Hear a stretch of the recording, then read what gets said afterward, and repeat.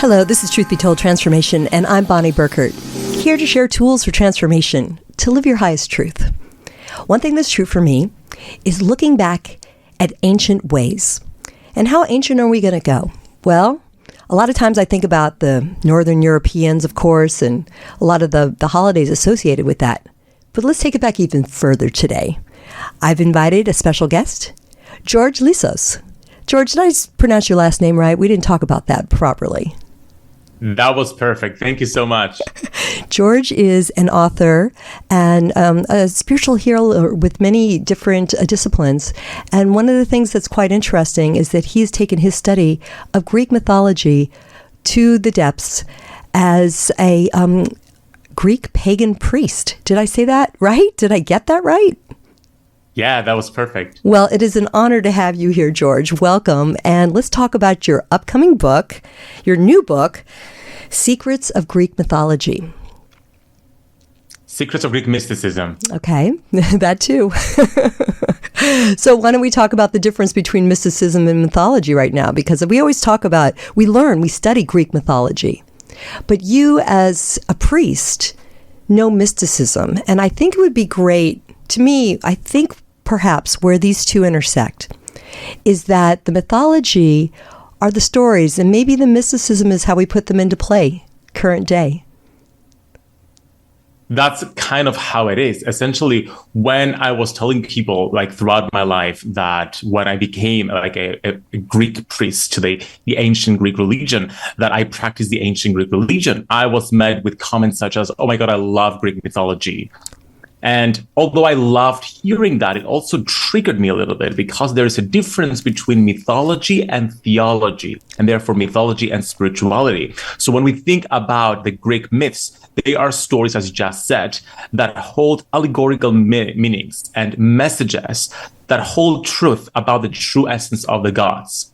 But mythology draws from theology, but theology doesn't draw from mythology. So the myths were created by deeply spiritual people, usually people within the ancient like mystery schools, so that they could hold and present really deep information and wisdom about the gods in a very symbolic and easy to understand way to communicate it to the masses. But of course, people took them literally rather than like dig deeper to understand the deeper meaning. So for example, when we have the myth of the golden apple of Eris, and the apple there's a competition between the goddesses trying to win the golden apple. That's the golden apple of discord. That is the English translation of it. So there is a competition of the goddesses trying to win it. And then Paris, who is a man, a human, makes a decision and he chooses Aphrodite as the winner. Now, at first, we see gods that fight and they're jealous of one another. But in truth, what we have here are goddesses who bestow their gifts and therefore their wisdom on the earth, which is symbolized by the golden apple.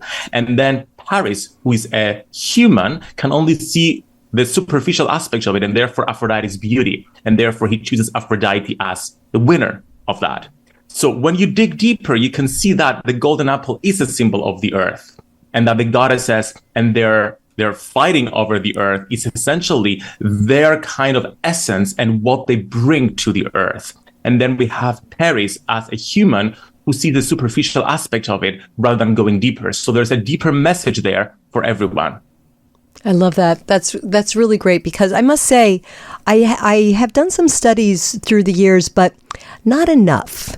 I think that a lot of times there are many gods and goddesses to remember. Sometimes they seem to be kind of fierce. There's fighting like you describe, or worse than fighting. So in your studies of all of this, George, I mean, what do you make of the myths? And I don't know if you've ever compared them to myths from other cultures. I mean, many to choose from, many to draw from. But let's talk about, again, maybe some of your favorite gods and your favorite stories.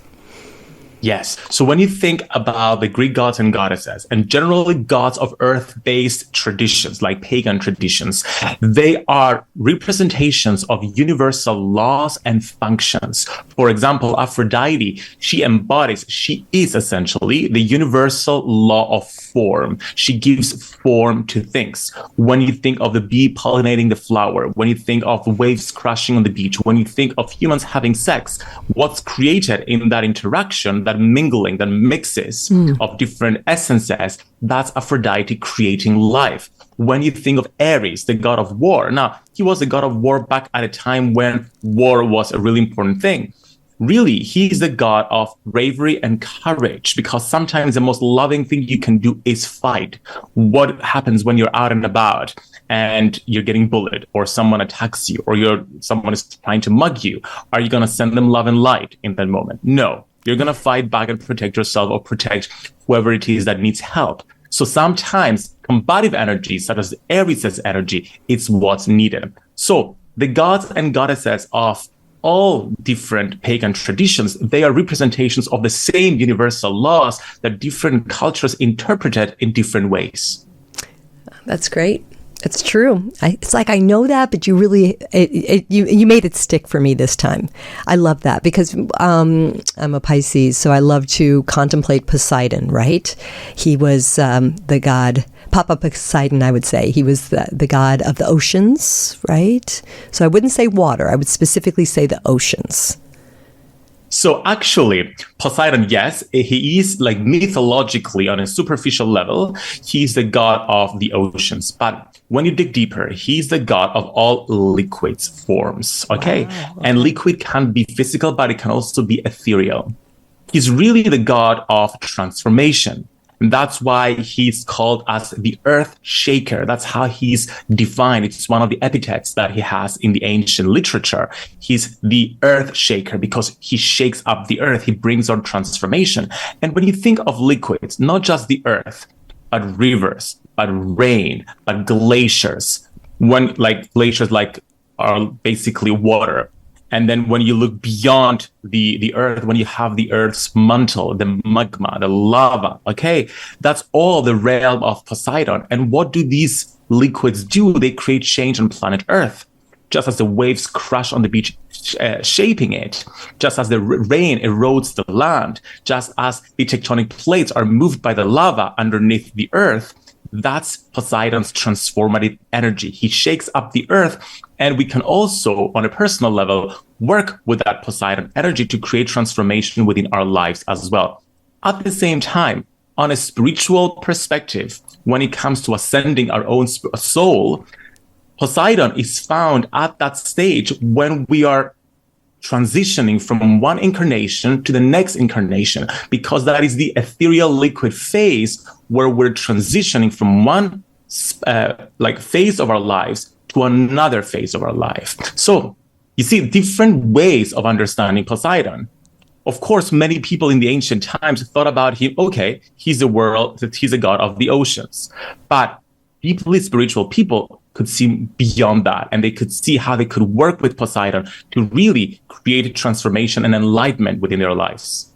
Okay, well, here we go. And I think this is also explaining the distinction between mythology, the stories, and mysticism, the practice, right? I mean, I love what you just described. You're absolutely right. And I mean, it's giving us a chance to look at the element and then what that stands for, what it potentially, how it has action and form and a life force. Yeah, and what I've done in the book, just to make it really simple for people, because it can get complicated. So I include the complicated aspects where I talk about the virtues of the different gods, and I talk about the true essence of the gods, both from a physical and a spiritual level. But also I created simple practices to help people memorize the essence of the gods. I have a mantra for each god, and Poseidon's mantra is, I embrace change and transformation. So really people, if they just remember that simple mantra, they can use it to instantly connect with Poseidon's energy and really understand what his essence is. For example, let me give you another god or goddess, Hera's, the queen of the gods. Her mantra that I created is, I am the womb of creation, because She is that which holds the framework from which all life is created, and therefore she holds that divine feminine framework so that we can impregnate it with our desires and bring them to life. Or Athena, her mantra is, I turn knowledge into action, because we think of Athena as the goddess of wisdom, for example, but really she's the goddess of civilization. That's why Athens is named after her, because the Athenian civilization was essentially founded by Athena. So she turns knowledge into action. It's not just wisdom, it's wisdom applied. It's strategy for creating more, for expanding human consciousness. Excellent. Athens. Make me want to go back. I was there as a kid, and it's like, oh my gosh, this is so fascinating to look at Greece. Now, tell us a little bit at this juncture, and thank you for these. And we welcome all the stories, and I love the ideas of the affirmations. So we'll talk some more about some other favorite Greek gods and goddesses. But I want to hear about your stories, because I know that you. I was noting other books that you've written. Correct? Lightworkers, what was it called? It was a great title. Lightworkers Gotta Work. Lightworkers Gotta Work. And I mean, I get that. And so you've done, so I'd like to know where your studies of Greek mysticism come into other studies that you've done.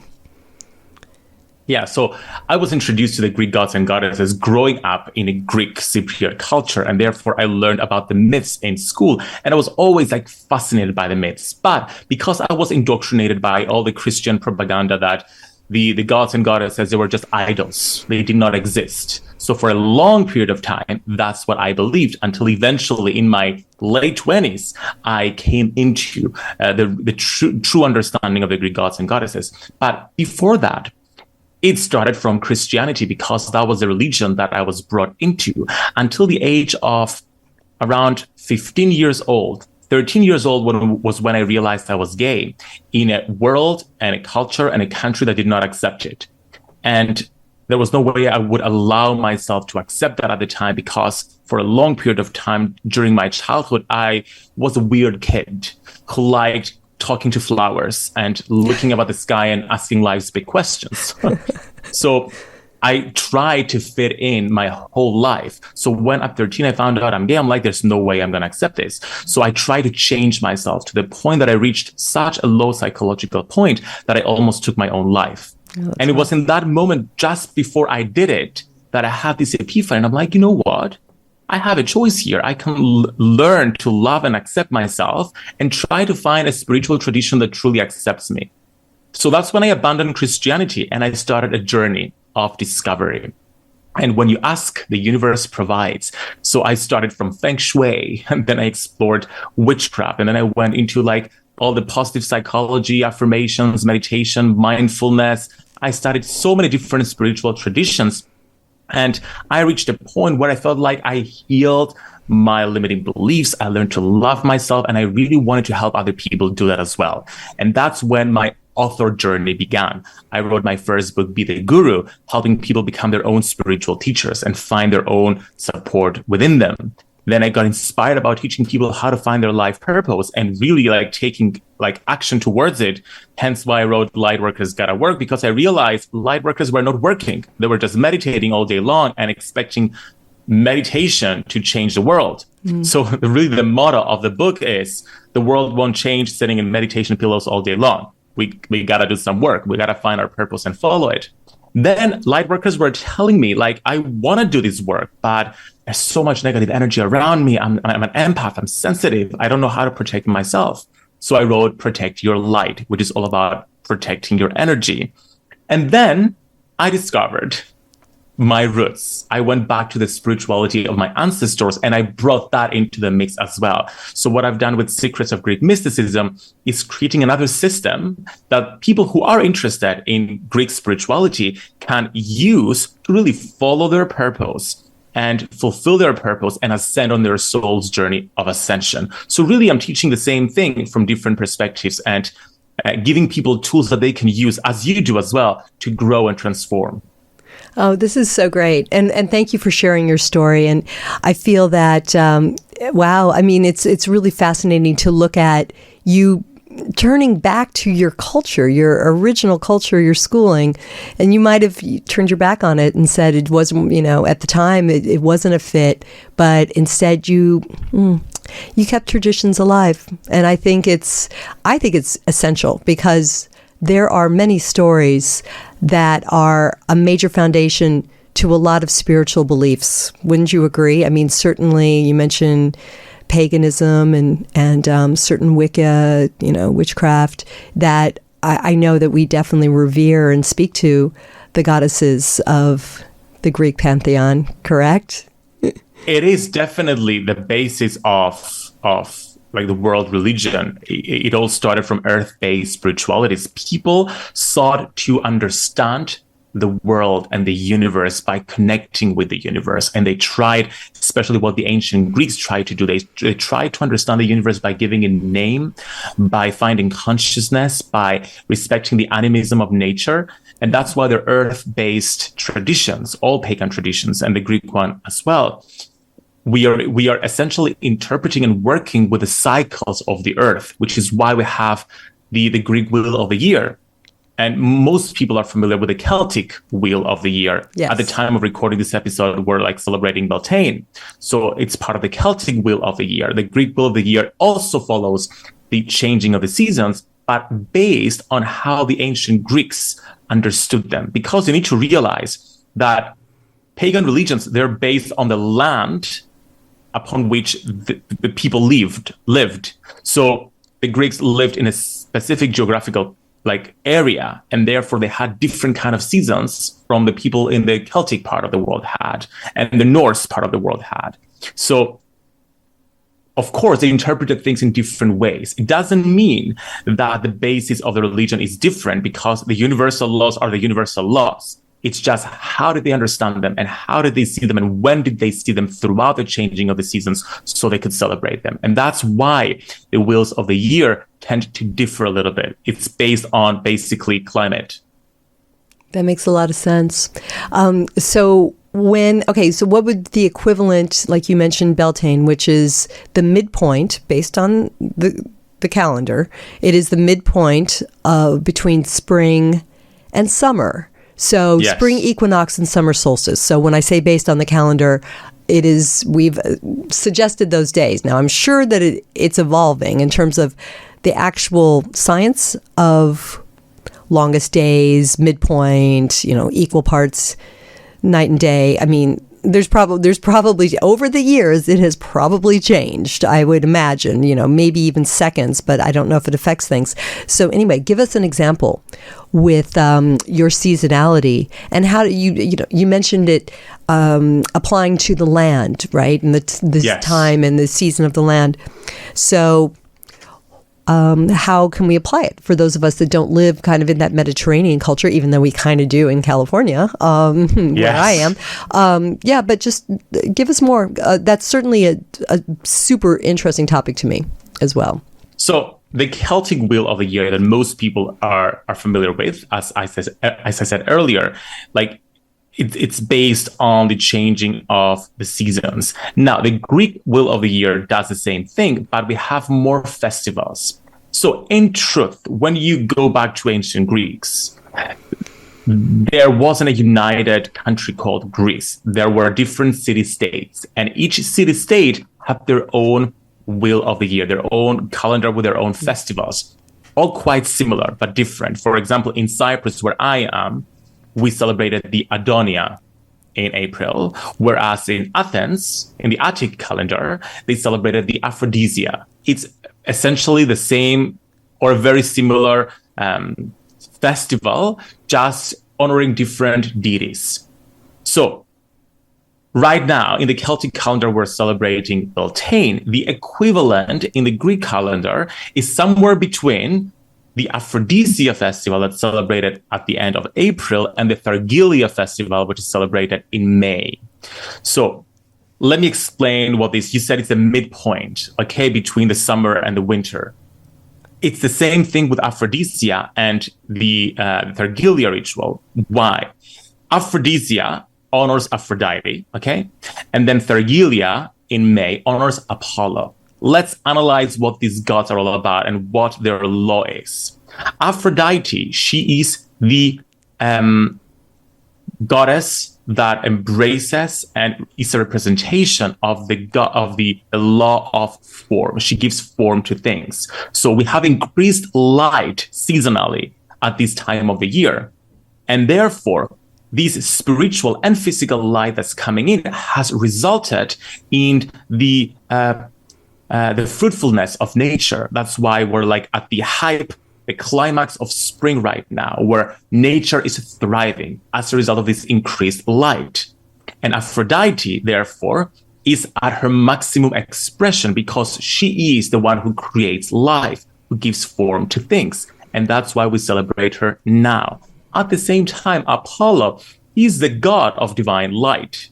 He's the god of harmony. And therefore, he uses that light, that increased light that comes at this midpoint of the year, to really urge us and push us and usher our spiritual growth, both the physical growth of the earth and our spiritual growth of following our life purpose and manifesting our desires. So again, we can think about things from a physical perspective, from a manifestation perspective, from a spiritual perspective. We have divine light, but you also have physical light, and they work together. So can you see how the Celtic calendar and the Greek calendar really work really well together? It's just working with different deities. Mm-hmm. Yeah. Interesting. It's really cool. I love it. How do you, I want to ask you a history question. So yes. When were these myths developed? What was that? What era would that have been? We're talking about like before Christ. So like in the ancient times. Yeah, exactly. So like a couple hundred years BC. Well, more than that. It really depends. So it really depends, because myths have been changing and evolving. And it's a really good question, because we take certain myths for granted and we take them at face value, but we really should look at them from a critical perspective, because myths have been retold by so many people throughout time, and therefore they have been revised, whether we like that or not. And therefore, the myths that have reached us right now may not be the original myths. They may be, they may have been like distorted kind of myths or embellished kind of myths. But really, it started like 600 years before Christ and even before that, and they kept on evolving. There wasn't a specific time that all myths were created. They were really changing and being created as people try to understand the world and the universe. Mm. Yeah. It's just interesting to contemplate who those people were, what they were seeing, how they captured the stories, how the stories were then perpetuated. And here we are still talking about them years later. I mean, it's, centuries later, really. Yeah. And you know what? We've stopped looking at nature and being inspired by nature. And instead, we're staring into our phones all the time. And I think that the message that I get from connecting with the Greek gods and goddesses is, let's spend more time out in nature, because there's so much wisdom to be gained there. In the book, I have a section for each god or goddess. I have a section how to meet the god or goddess out in nature, because I really want to remind people that, yes, you can have your altar and do all these like rituals at home, but really you can go out there and look at the sunrise in the morning. That's Apollo. It's Apollo's light coming onto the earth, and you can gain wisdom by connecting with that light. You can gain wisdom by staring into like nature, into like the sea.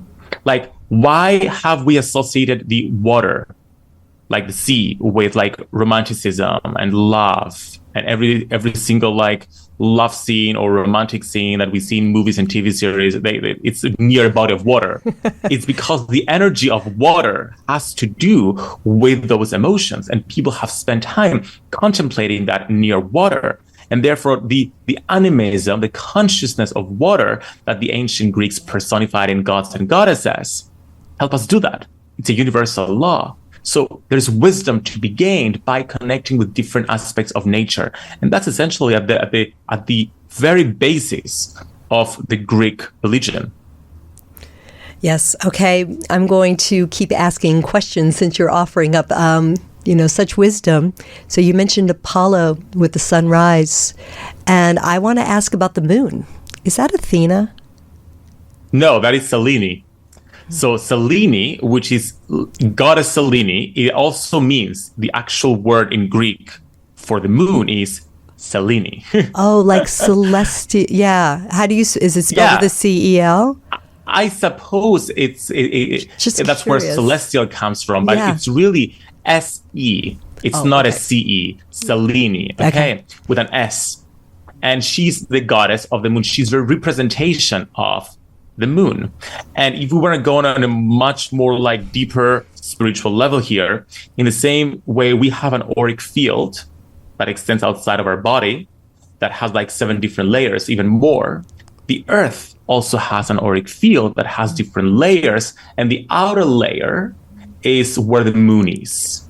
And that's the sphere and the realm of Artemis, the goddess of the hunt from a superficial physical perspective, but really the goddess of spiritual evolution from a spiritual perspective.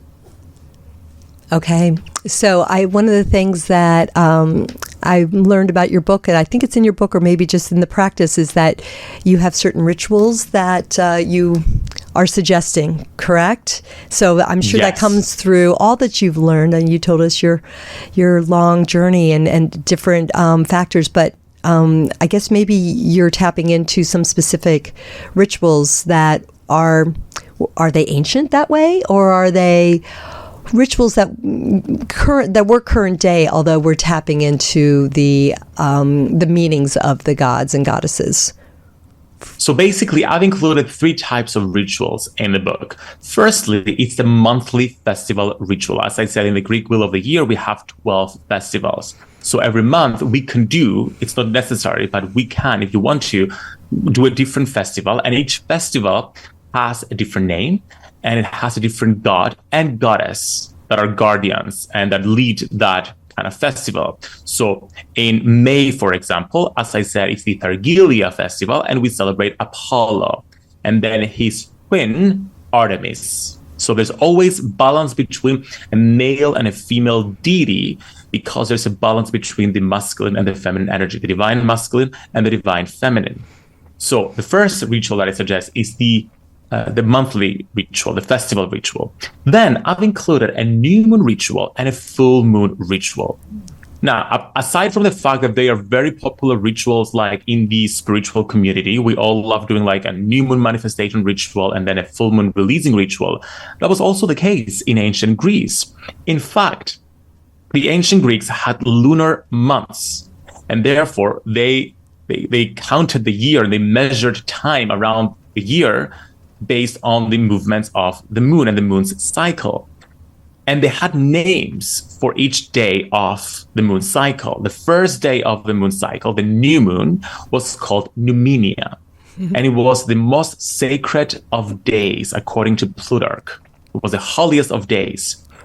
And then people would spend time setting their intentions, cleaning their house altars. No governmental or others like important state meetings would take place during that day, because people would focus on that, on setting those desires. And then almost every single day throughout the moon cycle was dedicated to a different god, and there was some kind of a different ritual. There were sacred days that were auspicious, and there were inauspicious days as well, whereas certain activities wouldn't be recommended to doing. It basically goes on to show you the relationship that the ancient Greeks had with the moon. And right now we have a new moon ritual and a full moon ritual, and we feel we're like so spiritual. But imagine having a daily ritual like to a different phase of the moon every single day, or almost every single day. Right. So in the book, I've included a new moon ritual, the Numinia ritual, and a full moon ritual. Now, we don't have evidence, sadly, of a full moon ritual. So I constructed it myself by including the full moon goddesses, Selene, Hecate, and Artemis. Okay. And then I also include the new moon gods for the Numinia rituals, to help people really use those rituals as a manifestation tool to manifest their desires while honoring the gods. Okay. It's amazing to see the overlap. Like my mind is spinning here, thinking about what I know from probably more Celtic tradition. And here we are. Now, what about astrology? I think that came from a different place, right? So doesn't ancient astrology come from, is it Babylonia? That part of the world? I'm not an astrologer. I'm not an astrologer, and I don't know the history. I do know, however, that the ancient Greeks also practiced some kind of astrology. Okay. And it's taught right now as Hellenic astrology. So there is a foundation in ancient Greece as well, but it's not my area of expertise.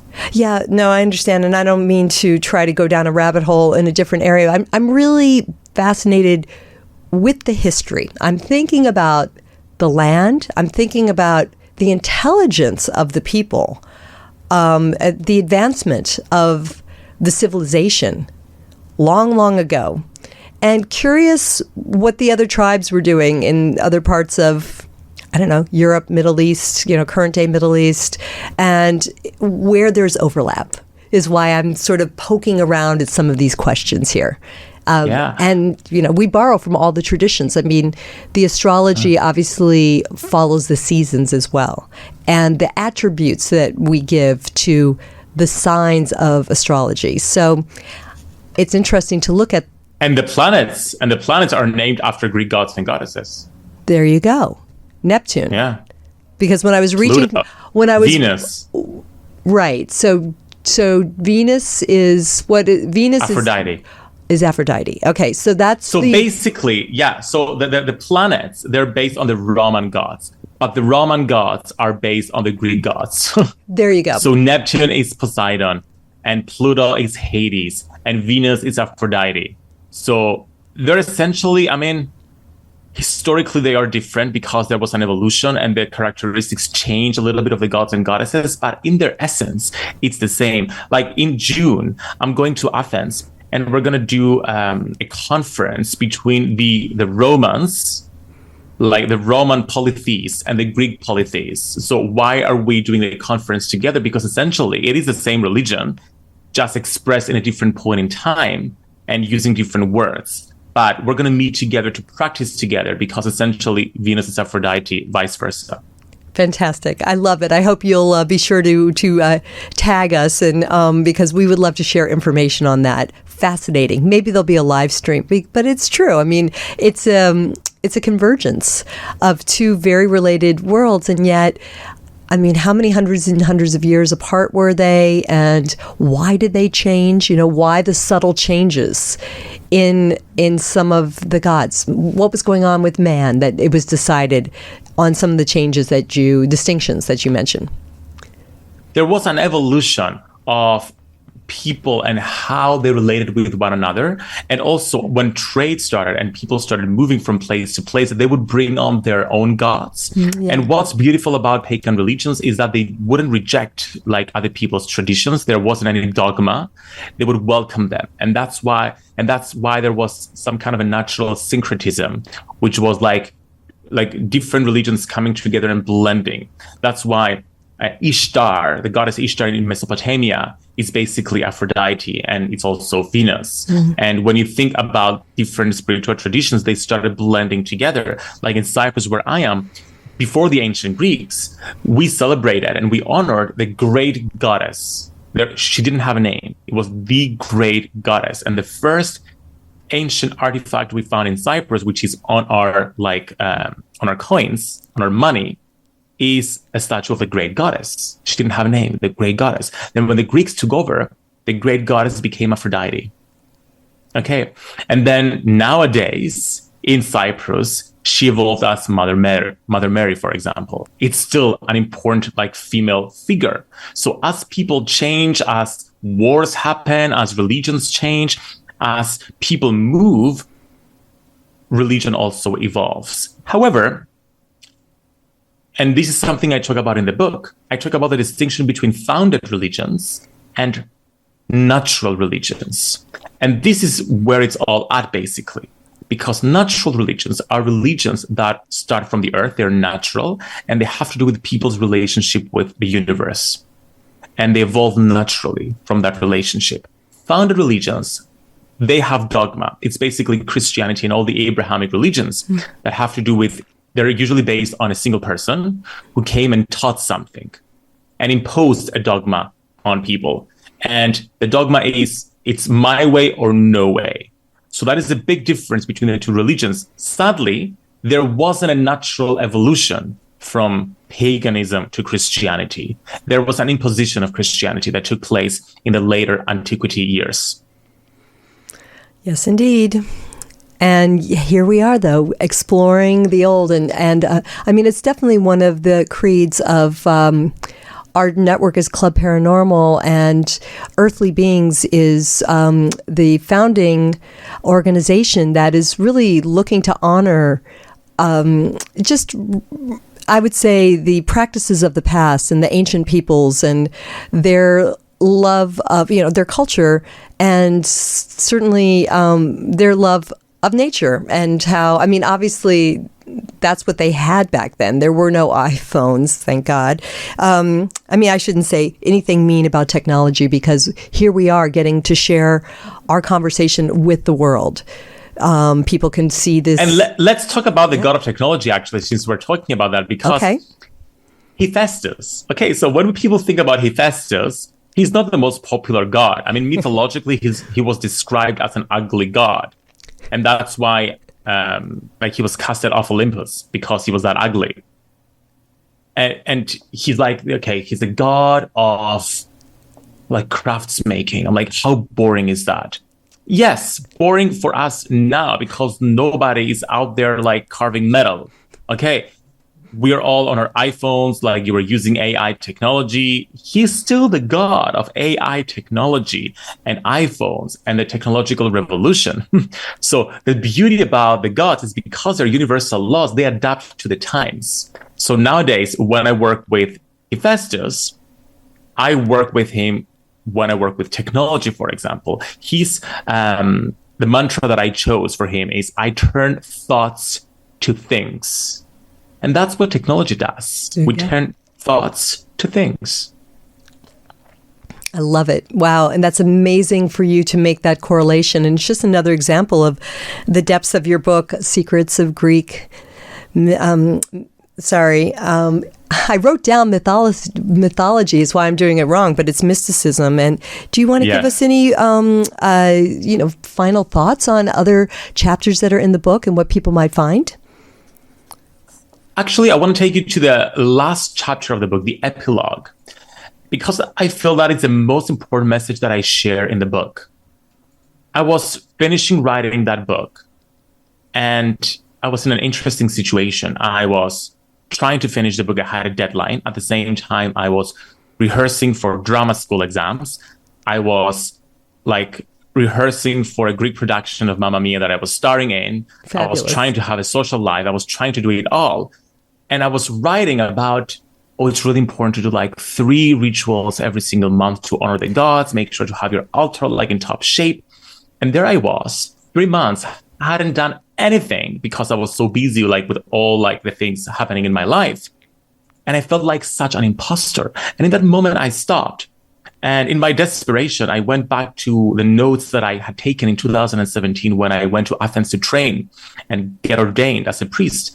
And I read a quote from my teacher, and he said, and that was in my note, that you don't need to search to find the gods outside of ourselves. We're already swimming in the ocean of the gods. And that hit home for me. And in that moment, I closed my eyes, I placed one hand on my heart, and I told myself, wake up. And in that moment of saying, wake up, something woke up within me. And that was my own divinity. And therefore, my own connection with the gods. In that moment, I realized I woke up my divinity that is in the divinity of the gods, that is in the divinity of the universe, that is in the divinity of every single piece of consciousness around me. In that moment, I realized I'm not separate from the gods.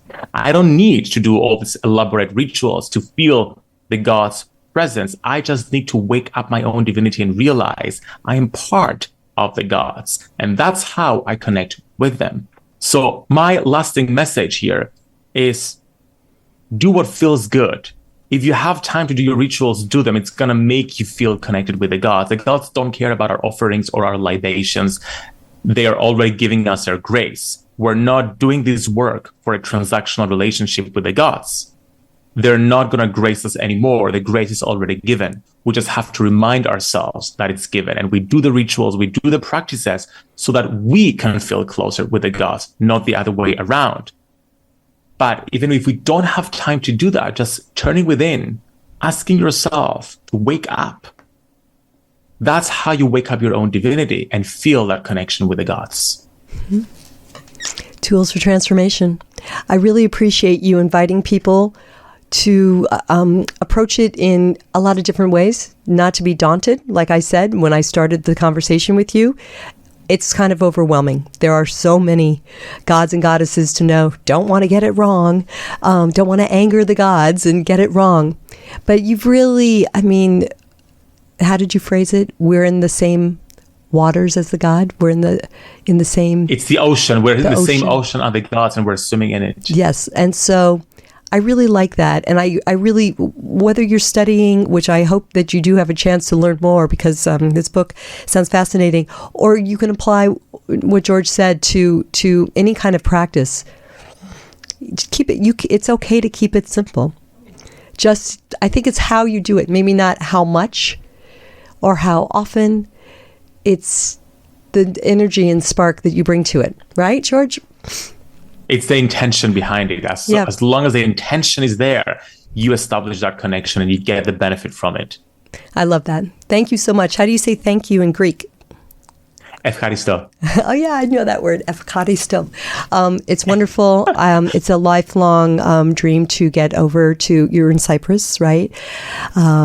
See the Mediterranean, and it's been a long, long time. So very, very inspiring. Oh, you need to come back. There are so many beautiful temples, goddess temples you can explore here. So much wisdom to get, especially in Athens. That's how this book started. I went on a temple hopping trip because there were so many temples that I wanted to see. So definitely an excuse to come back, Bonnie. Wow, amazing. Sounds like a documentary waiting to happen right there, George. Secrets of Greek Mysticism. George Lizos, thank you so very much. Give us your website, please, so people can find you. So if you go to GreekMysticism.com, you can get the book and get a free workshop with me as well, all about meeting your guardian Greek god or goddess. And my website is George Lizos. That's great. And that is spelled Lizos. Very simple. And again, you have made Greek mysticism and knowing the Greek gods simple in a way that humanizes them and helps us use them as tools for transformation. So we thank you. It was really great to talk with you. Thank you so much. I appreciate it. Thanks for listening, everybody. It's Bonnie Burkert for Truth Be Told Transformation on the Club Paranormal Network. You can see Tony Sweet live on Fridays at 3 p.m. Pacific. The community gathers to ask questions and interact and find out the latest from who Tony is talking to. Robert Hensley is on Mondays with new episodes as well, reviewing books and updating on all things mystical. We're here to hold the light. We really want to let everybody know that this is a place where you can gather to learn and really, as I say, tools to transform and live your happiest, brightest life. We love hearing from you. Thanks for the shares and follows. Until the next time, shine on.